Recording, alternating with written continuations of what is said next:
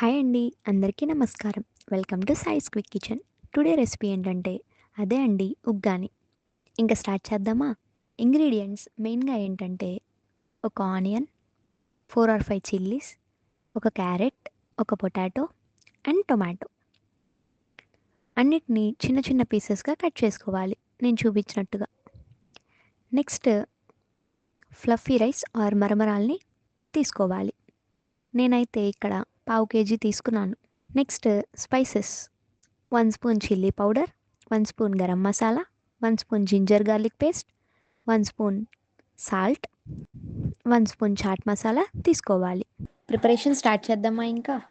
First ఒక pan తీసుకొని దానిలో ఒక spoon ghee and 3 or 4 spoons oil వేసుకోవాలి. అదంతా హీట్ అయ్యాక హాఫ్ స్పూన్ మస్టర్డ్ సీడ్స్ వేసుకోవాలి. అవి చిటపట అన్నాక హాఫ్ స్పూన్ క్యూమిన్ సీడ్స్ అంటే జీలకర్ర వేసుకోవాలి.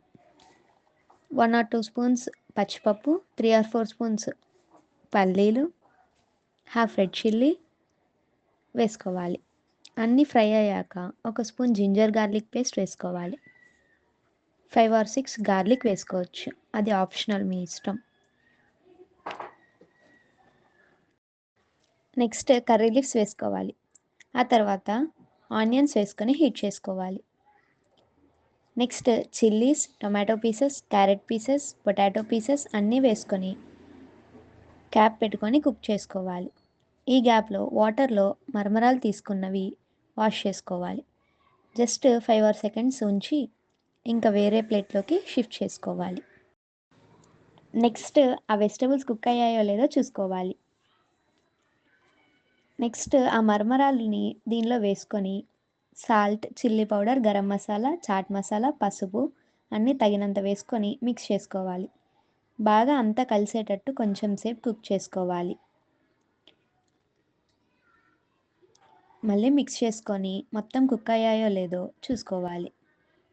లాస్ట్లో ఫైనల్ టచ్ కొత్తిమీర అండ్ 1 స్పూన్ లెమన్ వేసుకొని బాగా అంతా కలిసేటట్టు మిక్స్ చేసుకోవాలి.